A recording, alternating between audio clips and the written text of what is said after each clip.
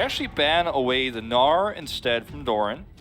He's been a big playmaker, and when there was some overextensions in game 1, that was where KT Rolster decided to strike with the Gnar. But you know, you get the Udyr first.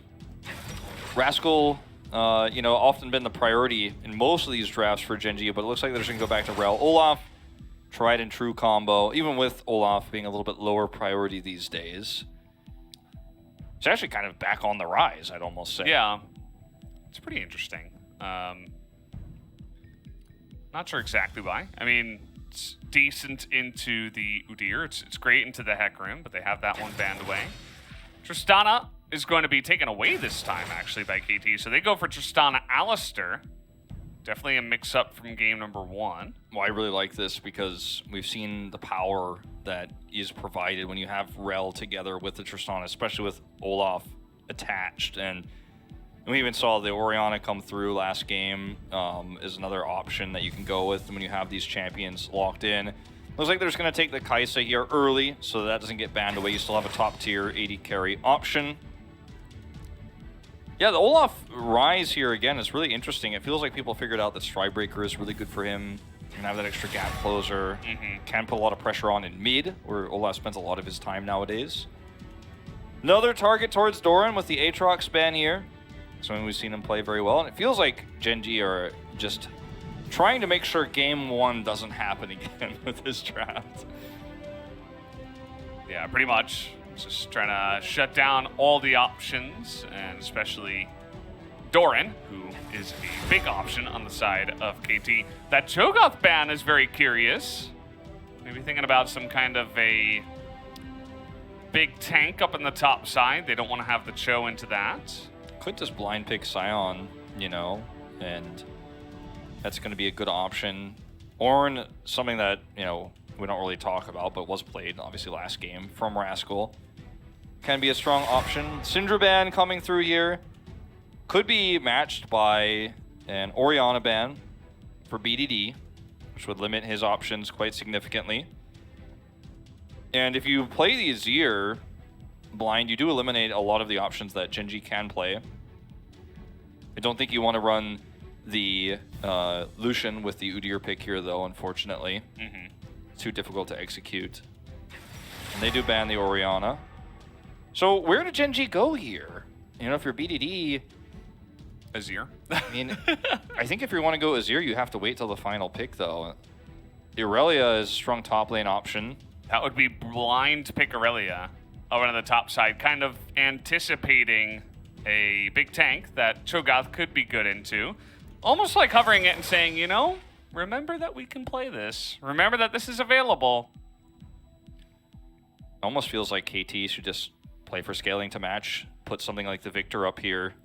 The Zoe is so difficult to control this type of composition with. I mean, you have insane blocking Olaf who can prevent a lot of that damage from coming through. You hit him with the sleep, he doesn't care.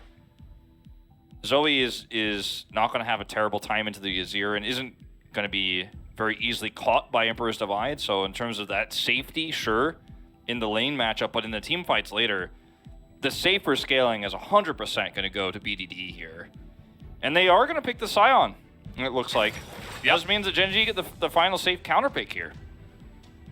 Yeah, and the thing about this is, you know, Olaf, he can clear really fast. He can get up to the top side of the map pretty fast. He's not the most amazing diver, but he can do it pretty well. So you could try to go for something that has good gank assist, but instead they will go for the Ornn and just match tanks up in the top side. Not get too frisky with that matchup. It also is another great front line to prevent a lot of that damage coming through from Zoe. I mentioned this before, and I do really and truly feel that Zoe Udyr is a really strong combo because of the vision control that you're supposed to have with this champion. But you're not playing into strong lane priority in any lane. So getting Udyr value, getting him fed, getting him ahead is so difficult. And without lane priority, him vertically jungling against Clid is going to be so difficult. Not to mention that Clid can challenge your early Drake priority. You can actually have an advantage there.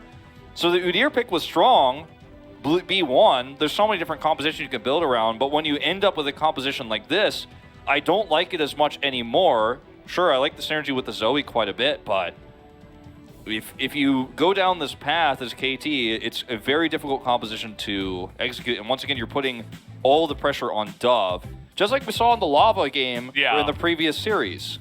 It's a very similar feeling for sure. You kind of have to bring this comp over the line, right? You want to get that Tristana through the power trough, and then you get a great late game where you have, you know, an Udyr who's sprinting around. Sion is an unbeatable tank, and then Tristana in the late game is great. So you want to try to get to that position. On the side of Gen.G, you know, they do have the Azir this time for BDD alongside of Kai'Sa on the Ruler, or Ruler on the Kai'Sa. Kind of interchangeable at this point. Kai'Sa has been picked, I think, 139 times was the stat I saw when he picked it up right there. A pretty ridiculous amount of picks so far. It's crazy how champions like Kai'Sa are almost never banned, but always high priority, so they get such insane amounts of playtime. And even though Kathy and Rain got nerfed, there haven't been enough significant nerfs to actually push her out of the meta. Who do you think is the second most played? Let me think about this for a second. And Alistar? No, Gnar. Actually. Gnar, okay. Yeah. Where's Alistar on the list? Am I even close? Alistar is number 5. Damn. So you're close, you know. Not bad. I guess Alistar ended up getting banned a lot when Rel rose to priority, so ended up losing a few games through that. Yeah, Gnar does have more bans. Renekton is 3rd, by the way. Kai'Sa was 139. Wow. Gnar was at 69 before today. I feel like you've Look been at the disparity between those two top picks. Yeah. Number 1 and 2. It's ridiculous. I feel like you got possessed by Medic for a second there. Giving me all these stats. Just throwing the quick stats out at you. Yeah. Well, I mean, some of these players too, like there's certain AD carry players in this league that have crazy high Kai'Sa play stats and were just never denied. Yesterday, yesterday we had Deft, who is 12 and 6 before the series on Kai'Sa. Or there's not yesterday, sorry, Thursday. And his next played was Vayne at 3 games, okay? So 18 to 3. It's just like, there's some players that play only Kai'Sa and no one ever targets it because AD carries are not, you know, usually series defining. It's, you know, there's not too many counters either, so you just get away with it a lot of the time. Yeah, if it gets banned, usually it's in the second phase, right? The only other AD carry that gets banned a lot in like the first phase is Kalista, right? Yeah. Especially against players that teams know can play it to an extremely high level. They're like, no, this can kind of just ruin our early to mid game, so I just want to get rid of it. It's also, the thing too is like Kalista's impact with her ultimate is part of the reason why she's banned, more than her ability to just sit back and do consistent damage. And that's what I'm talking about. Something like a Kai'Sa, like, is not going to be able to like stun 6 people or knock up a bunch of people. Yeah. Or, you know, Seraphine ult like a bunch of people, right? You're not going to be able to set up an encore. Like, the priority on bans right now in this meta is never going to be on the safe damage there, which is why they become the most popular and become the scariest, because they kind of creep up on you. Yeah. On how powerful they are. Remember when people were allowed to play Kalista Thresh? Just like Fates call them, and then like the Thresh throws out a lantern. Nobody's ever dying ever, and you have insane game-changing abilities as a duo. Fun times. We never see that anymore for a good reason. Sure. Not right now. 8-1, actually. The one win was fly over BDD. Well, there you go. On Azir versus Zoe. Yeah, BDD is Zoe. This time he's the Azir, though. Well, you know, I mean, it's an interesting choice, the Zoe here. I'm not a huge fan of it compared to some of the other options. I would have personally really liked the Victor more because of how much consistency he's going to offer you in a team fight when you have a really nice front line. And he would have been able to burn through a lot of the front line of Gen.G with consistent poke. That Zoe's paddle stars are for burst. Consistent damage is something that you can have towards you know, the back line or even the front line if you have that really extended fight. But it's just so difficult to pull off. I mean, Faker had that crazy turn yesterday with 6 flashes, but even that wasn't a double insane tank line like this. Like, you know. Definitely a different scenario in that game with the picks that we did have. As Tristana Alistar, kind of a different flavor to the Tristana Rel. You do have potential all-ins, kind of a more classic duo that we used to see a lot way back in the day. Still is good, but at the same time, you can see that Ruler and Life have gained a nice little advantage down the bottom side. It helps because Clid actually started this kind of vertical jungling that was going on. He was able to get in on the red and take the crowd. So we have a big trade down on the bottom side. Life is getting really low, and that's going to be the first blood going to Noah. Throws up the KT sign. Clid's here now, but I think he's a little bit too late. Okay, that flash was pretty interesting. Did not have to flash there. Now he's not in the right position, but no flash on Clid as well. Dub's here. And now we're seeing kind of like game 2, except this time in favor of KT. That's 2 kills now in the hands of Noah. Oh man, the Proto Belt value as well there from Dub. Get anything you can. This is a great start. And unfortunately, you know, there's nothing you could trade back there on the top side of the map. I mean, you get the wave, and he's going to do a little bit of damage to the turret, but it's not going to be too significant. At the end of the day, you know, this is the power of Alistar into the Rel, and when you have Tristana who has so much mobility, whether to escape or to chase, it becomes super easy to make this play happen. And, I mean, he just gets the chase in onto Life, Zeus walks away, and if you're Ruler here, you just don't have that much damage yet.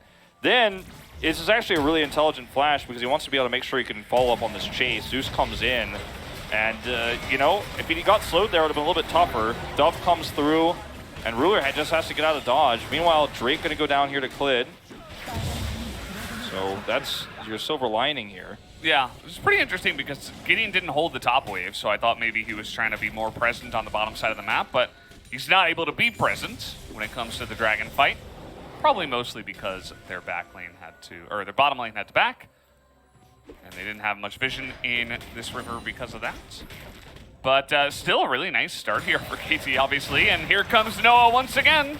You have to be careful about letting this lane snowball, you know, into the Tristana. Like, a lot of people are saying that Tristana is kind of a soft counter to the Kai'Sa right now.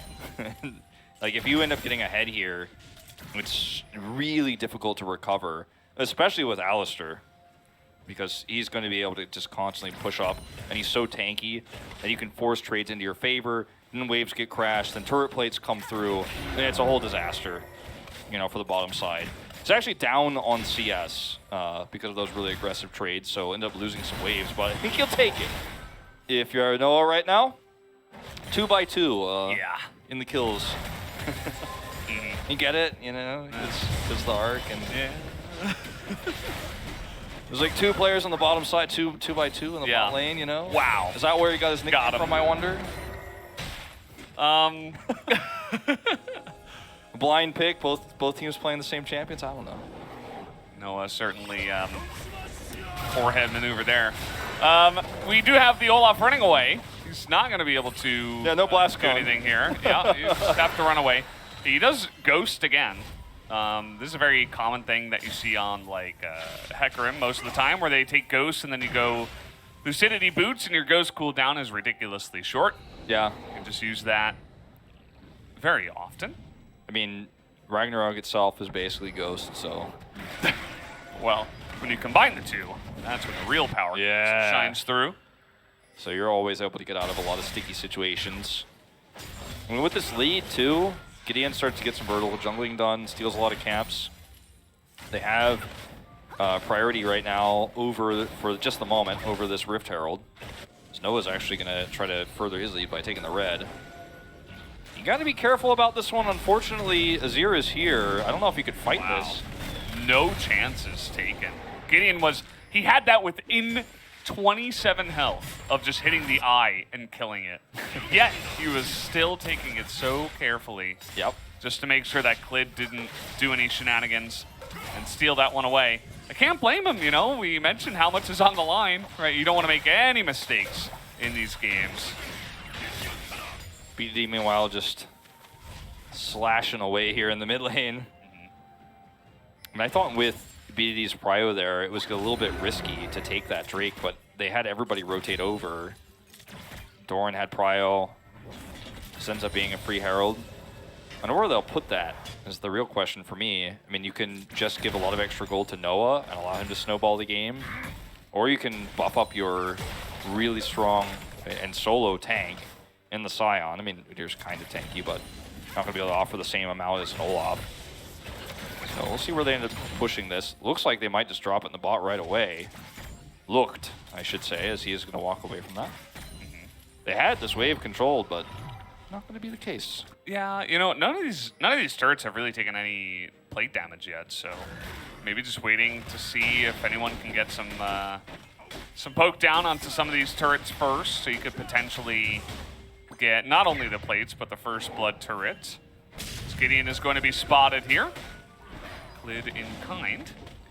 Has to use his word here to get some extra info. Is going to just give some gold over. Nice little exchange there. Gideon's had a pretty good series on the Udyr here, you know? And I'm feeling it a little bit for how the rest of this game could go if he can set up that vision control with the advantages that he has at the moment. Gen.G in recent comms, the coach was just saying, you know, if we don't mess up early, we'll be totally fine. And I think a lot of it had to do with the comp on that day. It was in, you know, some of our mic check things that we do during the break where I saw this. But I feel like that is kind of a Gen.G thing that you had to pay attention to as well, because this team, sometimes they get behind and it's like, you know, you're in second place in the LCK. How are you losing this game? If they can just play it out and not make any dumb mistakes here early on after, you know, the situation that we're in right now. Sure, I mean, small mistakes, but it's going to cost you. Then they should be okay. You know, they're a very skilled team, but yeah, they're gonna have to deal with this Fed Tristana. Gideon's really looking for a lane to drop this Rift Herald. He was thinking about mid. I mean, I think what he's gonna do is try to force this Drake fight. I mean, if Gen.G decide to fight this, it's gonna be a very difficult fight to take, especially with the vision that's now being removed. So I don't think they can. If they refuse to fight it, they can just group up and drop the Herald bottom. I feel like they could have done it a little bit earlier when that reset was happening for Ruler in Life, but either way, the value is going to be the same. And now that they're grouped, they can just leave Noah here to get the rest of the plates done, as many as he can. I don't even think they necessarily need to stay here. Feel that ward and get out. That's what they're going to do. Timing of this is really good because the Kai'Sa's not here. Yeah, exactly. The killer instinct is there, and, you know, they see the Rel, so as you mentioned, they just get the charge, back away, get those plates, get your AD carry even more fed than he already is. And you're going to be feeling pretty good about yourself in this game. In terms of scaling, you know, we've talked about what Tristana can do and the lead that she has, but I'm more worried about what BDD is going to be able to do in this game. You know, Ruler is ahead in CS considering the circumstances. It's pretty impressive. Aggressive trade here. Yeah, he's actually going for the Ornhorn. And he does take the flash away from Doran, you know? Yeah. These two tanky guys in the top lane, we don't necessarily look for much action, but Doran got the plate and he traded his flash for it. I'm not sure if that's worth it in the end. I guess if they don't fight for the next 5 or so minutes, they should be good. I mean, if this game continues on the path that it is, it feels fine, but it looks like KT are planning a push over here on the top side to try to punish for this, but they've made this so obvious. So pings are being spammed everywhere. Scryer's bloom check, everything is happening all at once, so I don't think that Rascal is going to be under fire here. Very safe play here from Rascal and Gen.G. Yeah. Supporting the top lane, making sure this doesn't happen. But going back to what I was saying a moment ago, if you're Dove in some of these upcoming fights, you're going to have to thread the needle if you're going to execute anybody in some of these upcoming team fights that are going to happen around the Drake and then later on Baron, of course. And I wonder if he's going to be able to consistently do that, because someone like Faker, you know, even BDD or Showmaker, you trust in that potential. You'd be like, well, it's going to be tough, but if there's one person who could do it, it's going to be one of like the 3 people I mentioned. Chovy. Chovy as well, sure. But yeah. For Dove here, I mean, a lot of the weight on his shoulders in this game, because your composition isn't just going to work where Zoe gets asleep and then you front to back. Oh boy. Seen this before. Wow. BDD has missed a lot of these recently, man. Yeah, I mean, Dove, he did flash away from that one, so you're going to take that trade. You say, okay, thank you very much for your flash. You get the flash, but I feel like that could have been even better. The only way to respond to that is if BDD also flashes. And then you're like, okay, you predict the flash, and then you flash behind him, and then you still are able to push him over. Yeah, I'd have to watch that one again because I feel like he flashed early enough to where BDD could have responded there. He could have waited a little bit faster. It was like shuffle, wait, and then pop it out. I had to watch the replay on that to be sure, but either way, it's a huge win because the flash is a much longer cooldown, and you're not going to be able to consistently necessarily pick those up off the ground if you're Dove. So, you know, usually you see this happen around level 6 in other matchups against the Zoe. It's much harder to pull off. So. Nice here for BDD, but meanwhile, Noah going to finish that off. He could have denied some minions. Yeah. He actually could have there, and he decided not to. Well, I think they might get denied anyways by the next turret, because no one's coming down here. They want to rush over and fight for this Herald. You'd imagine they do have vision of this. What are they going to push instead? They're just going to try to get a second turret to Noah. They're putting all their eggs in this Tristana basket. Yeah, I mean, with the rotation that comes out of Gen.G, they say, well, I mean, Noah's going to be just fine against Rascals, so you can get a bit more damage done here. But as you mentioned, it's not necessarily super high value to get damage onto that tier 2 turret, at this point in the game at least. Yeah, they have a lot of wards around the Drake pit, and they have teleports up here, or a teleport up in Doran, so he can stick around the top side and they can try to get this Drake advantage. So they have that going for them. Ward clear master Udyr over here slapping him away. He just barely spotted that ward, but he ran out of time on the scanner, so couldn't actually clear it. Knows that he's spotted up there on the top side of the map. And this time around, both KT and Gen.G have one Drake themselves, and it is a Cloud Soul. So we'll see how much priority either of these teams put onto this, you know, because it's not like one Drake to the Cloud Soul point. Yeah. And it's a Cloud Soul itself, so. This one's kind of tricky like that, yeah, because, you know, you don't want to end up losing too many people for this one. It looks like Gen.G are going to be willing to give this up, and KT are just going to rush it down into Udyr. He'll be able to clear it very quickly. And they're going to try to trade a tower for this. The top turret will go down. Top turret will go down. Thank you, Ruler. And, I mean, this puts you closer to Soul Point, but it's not Soul Point itself, so less valuable. I do feel like this is going to be really significant for both teams, though, when you look at the ultimates that are actually available for these team fights, and also the speed boost that is going to be granted to the Udyr, which is actually huge in terms of his ability to set up for Zoe. I feel like KT really need to get this mid turret, though, if they're going to try to start getting control over this game. And we're just so far away from that right now. Yeah. They have no way to push it down. KT got this early lead, and then they were like, okay, great. Nice. And, yes, they were able to take the Infernal Drake because of that. It was actually great that Clip was able to sneak in after that bottom side play and steal the Ocean Drake away just to, you know, lessen the threat of the Cloud Soul. That could go to the side of KT. Yeah, we were a little bit surprised that went off without a hitch, too, and it ends up being very significant at the end of the day. Yeah. And that's why, I mean, I keep harping on this. A lot of people are like, well, it's just a XYZ Drake that's not useful here. Every Drake matters. Yeah, as every Scion matters, he's going to be able to flash away and survive.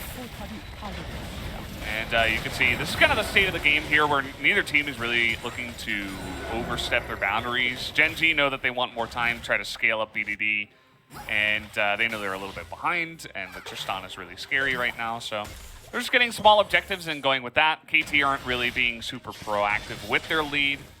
Happy to scale their Tristana as well, so we kind of just exist in this lull state here.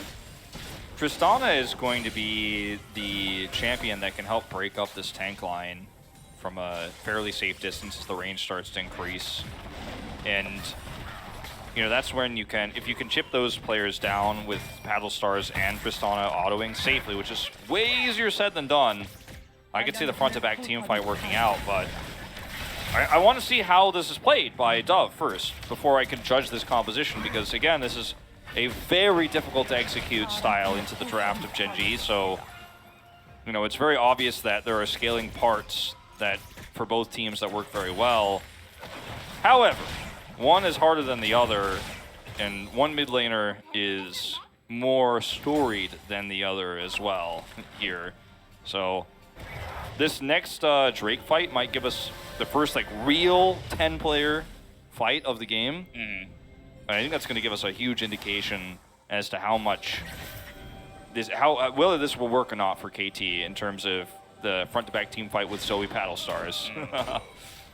And they still don't have a mid turret, so like if you have that, I feel like it's a way better chance of this working out. But it's so difficult to clear all that vision away with this turret still standing.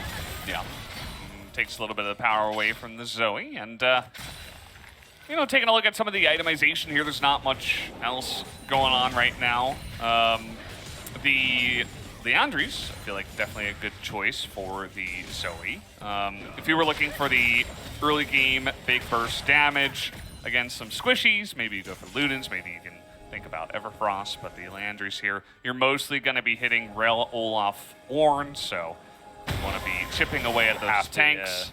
So that's definitely a good choice there. Leandries on the Azir, pretty, you know, obvious, very common. It does go for, you know, moving towards the Void Staff as well, which is pretty interesting. No defensive itemization for him, not a stopwatch, no magic resist, even into Udyr Zoe. I think that he's just confident that the front line will make it so that he doesn't get slept, he doesn't get caught, and he doesn't have to worry about that 100-0 situation. He does have Merc Treads, I guess, but it's going to be helpful. Yeah. Horizon Focus does finish here for Dove. Seen that item actually kind of drop out of popularity for Zoe recently, but back into this game, it's going to give a lot of extra bonus damage. Works perfect. I mean, this item feels designed for Zoe. And it's, you know, you're not really going to have team fights where you're hopping around in really close range, you know, not the Faker Zoe team fight. Hopefully not. If you are, then you're probably in trouble. Yeah. I like how Jonas Strong points out that one control ward. Gen.G remember game one. Yes. They don't want to get caught there in the same spot again. Not this time. They're going to fight over this vision too, as they rightly should. All right, here we go. Zeus is going to get knocked up, has to ultimate and flash away, as Rel is actually going to be the one that dies, as Noah throws up the KT emote again. I mean, this was a really fantastic fight for KT Rolster. That was lucky. Or not, unfortunate, whatever words you want to use there. It was very, well, a very close call, as KT are going to start this Baron. They have a lot of damage output at the stage, and they got to sleep on the front line. You might be able to make this work. It's a 4-on-4 for now, while Alistar isn't here. If you're going to force a fight, you got to do it now, but the Scion turn is fantastic, and here's Alistar, able to get on top of that Ornn. And do they have the damage? Ornn gets away, but Olaf goes down, and now Noah's just taking names, jumping into the back of the team fight. Can he kill Ruler, though? He can, as they will trade kills, but that is definitely a big team fight win for the side of KT. KT proved that if you have this positional advantage, and obviously, you know, life isn't here, so you can't set up a lot of the fights that Gen.G want to take with this. I mean, if you have the Magnet Storm into a huge Emperor's Divide, there are ways you'd play this fight a lot easier. But watch it again, and this is going to be, you know, obviously the extended version where we do see the pick onto life. I mean, look at this ult from Noah. It's actually insane. Like, oh, no, you're not actually going to fight, and Rel is just going to die. Like, that's how fed she is at this stage. You get a sleep here, you know, onto Rascal, is able to get away. But now, like, how do you win this fight as Gen.G? I mean, you're so desperate. They dodged the Scion ultimate super well. The Ornn Horn here is interrupted. He's not able to use it, and the front-to-back power of this Tristana in a situation like this where there's no engage tools is amazing. Look how the Emperor's Divide just doesn't get anything done. BDD has a lot of damage, so it's like kind of a 1v2 there for Noah, and he still gets the kill. As this is a team fight win, and we're not done yet, apparently. Yeah, here comes Scion. Ruler does have his flash, as we're just fighting in the enemy jungle. Is that a good idea, though? Zeus is taking so much damage. Look at the damage coming through from Noah again, though. Yeah, Doran now going to have to turn tail, as he does not have his flash anymore. That's the double knockup from the Ornn, and both of these tanks are going to be taken down, and now it's Gen.G who are in control of this map. Yeah, and they're going to get the Baron. I mean, last time it was a very thin margin that KT won the fight on. They weren't able to Baron from here. And I mean, KT can push down the mid turret. That's a really huge boon for controlling this map and getting this competition. Oh, he steals the snipe! Okay. A little bit too slow, but like the idea. Just picking up everything. I mean, they're going to get 2 turrets for this, actually. And Gen.G a little bit timid to actually come over here and deny this. I feel like sometimes when we get into these games, like I don't know how to place it, but it feels like the tempo of the game goes too fast for Gen.G. Sometimes they're a little bit slow to respond to some of these macro decisions. As we're going to watch this one more time, I mean, this is going very deep into Gen.Z's side of the map, and there's a double stun here coming through. Zeus is unfortunately so low, and they try to turn this back, but the amount of damage that Gen.G's comp has is just unreal with the Azir. Doesn't matter that their AD carry isn't fed. BDD is just doing so much. If you overextend and you end up getting slowed down on your way out, he is going to rip you to shreds. Yeah, and now all of a sudden, with the Baron buff, this game is turned on its head. Gen.G looking to siege here. And, you know, some decent wave clear with the Tristana and the Zoe. It's not S tier, but it's good enough. You can see that Gen.G aren't going to push the issue onto the inhibitor turrets just yet. It's not super late in this game. Yeah. Gen.G have, you know, if they group up a really tough comp to crack on pushing these turrets. Now they're pretty good engage, and Life is just taking huge chunks of damage from Noah.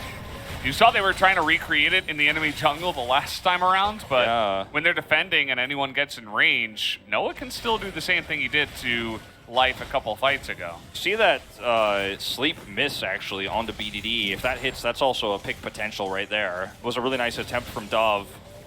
You end up hitting that trouble bubble and does spell disaster for the Azir. Does have a stopwatch, so you know there's some ways to get out of this, but Gen.G getting a pretty nice lead with this, but it's nothing too damning, right? I mean, there's no inhibitors down, no inhibitor turrets with this Baron just yet. Only a minute to go, and with the timing of this, you're not going to get a massive amount of priority over the next Drake either, and even if you did, KT are on sole point, so you know, this is a really nice turnaround for Gen.G, but it's not enough yet to say they're firmly in the lead. And we were worried, potentially, and I was, especially more than you, about the ability for Dove to do consistent damage in the team fights. Looks like with the Tristana that's 5-1 and 2, with St. Dominic's regards now, or Lord Dominic's regards, not a saint. Your might as well be. Your damage output is good enough, maybe, even without the Zoe in these situations. Like, your concern is the Tristana here, who's just so fed that the Zoe damage is almost a bonus. Void Staff on the way. Yeah, certainly helps. See that Gen.G do have a lot of control over this jungle even.